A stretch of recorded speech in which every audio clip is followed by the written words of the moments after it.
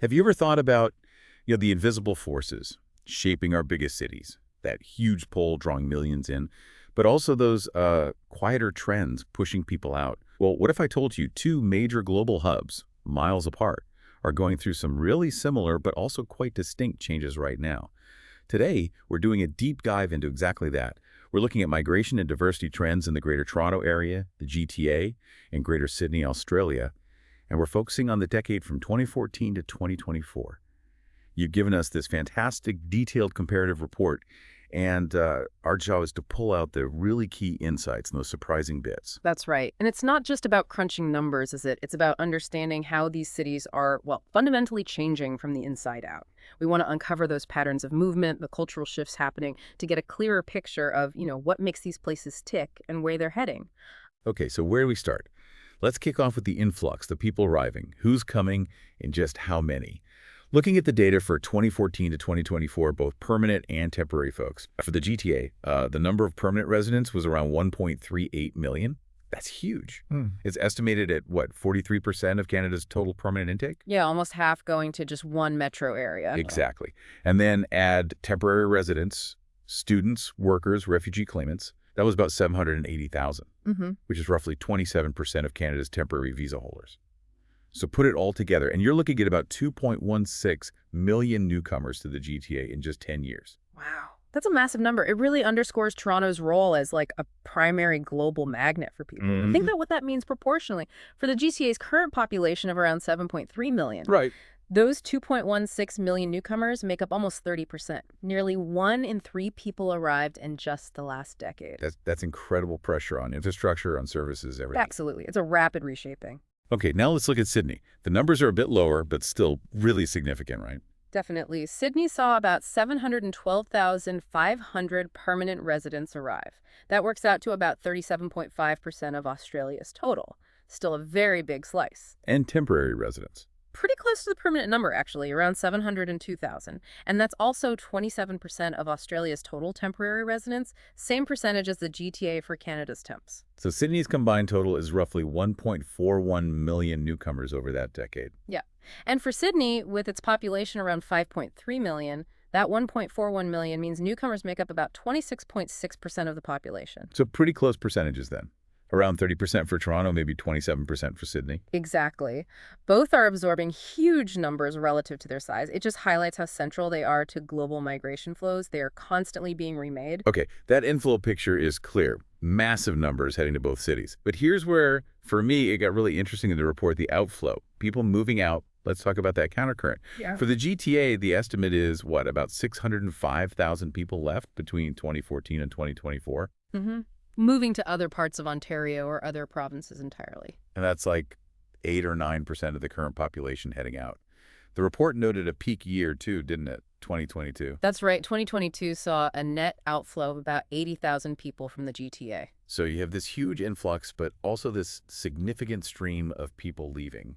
What's driving that? What did the report say? Well, the number one reason cited, overwhelmingly, is housing affordability. Or rather, the lack of it. No surprise there, I guess. Not really. It's not just the cost, but finding suitable places, especially for families. So you see a lot of moves to the suburbs, even the exurbs, people chasing more space, maybe a backyard, something they can actually afford. Yeah, and lifestyle considerations too, right? Cost of living generally. Yes, absolutely. It's a package deal. It suggests this growing tension, between a city being a global economic hub and being, well, livable for everyday people. Okay, and how does Sydney compare on the outflow front? The numbers are lower. Estimated between 300,000 and 350,000 people left Sydney during that same decade. They're heading mainly to Queensland, think Brisbane, Gold Coast, but also Victoria and regional New South Wales. And that's about 5 to 6% of Sydney's current population. Correct. A smaller proportion than Toronto's outflow. And their peak outflow was more recent. Yeah, 2023-24. New South Wales, the state Sydney is in, saw a net loss of over 28,000 people to other states just in that year. Yeah, the reasons for leaving Sydney. Similar story. Very similar themes. Housing pressure is definitely a major factor there, too. But the report also highlighted something slightly different for Sydney, the impact of remote work flexibility, especially post-COVID. Ah, interesting. Yeah, it seems to have enabled more people to move to more affordable places like Brisbane or the Gold Coast, maybe keeping their Sydney-based jobs. So that tech shift played a bigger role there, perhaps. It looks like it, but the core issue remains. Urban pressures, particularly housing costs, are pushing people outwards in both cities. It's this constant push and pull. New people are drawn in by opportunity, while others, often longer-term residents or young families, are squeezed out. It changes the whole social fabric. Right. It reshapes not just the city, but the surrounding regions, too. Okay, let's shift gears a bit. Part 3. The diversity fabric. This is where these cities really shine, isn't it? Let's start with language. The report looked at non-English languages spoken at home.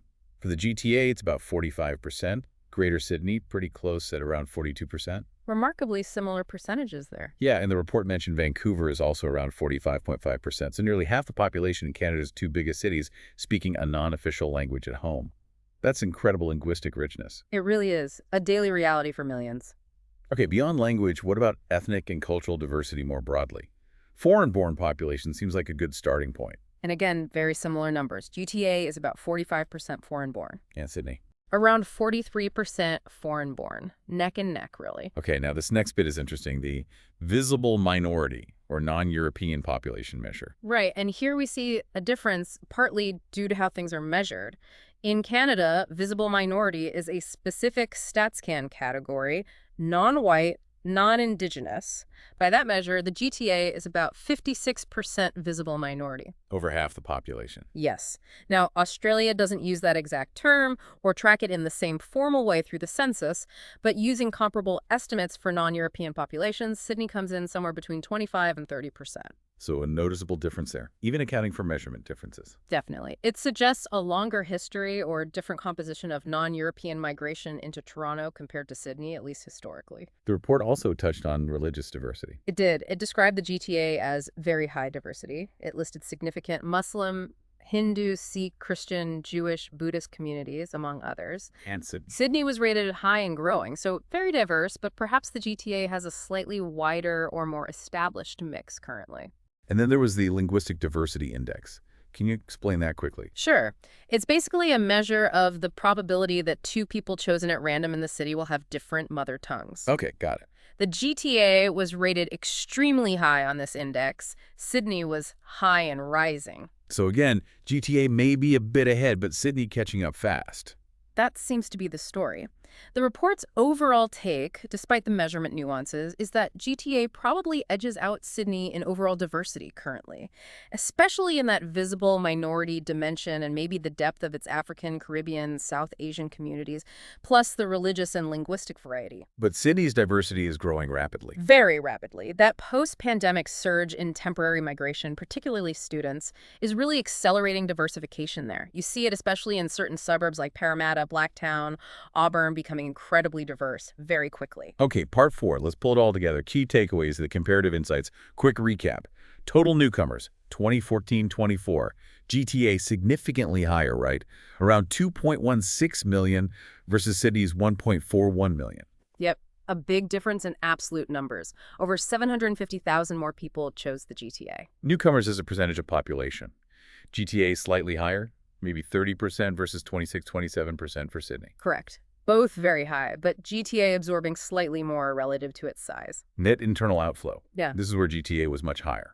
Around 605,000 left GTA versus 350,000 for Sydney. Right. And as a percentage of population, that's about 8-9% for GTA outflow versus 5-6% for Sydney. So more churn within Canada driven out of Toronto. Seems that way. More people leaving the core metro area. Foreign-born percentage. Very similar, both around the mid-40s. GTA 45%, Sydney 43%. Yeah, confirms their status as truly global cities built on immigration. Non-English spoken at home. GTA slightly higher, 45%, 42%. Close, but consistent with the slightly higher overall diversity index for Toronto. And that diversity index summary. GTA higher and long-standing, Sydney rising rapidly. Exactly, that captures it well. Both are absolutely premier global diversity hubs.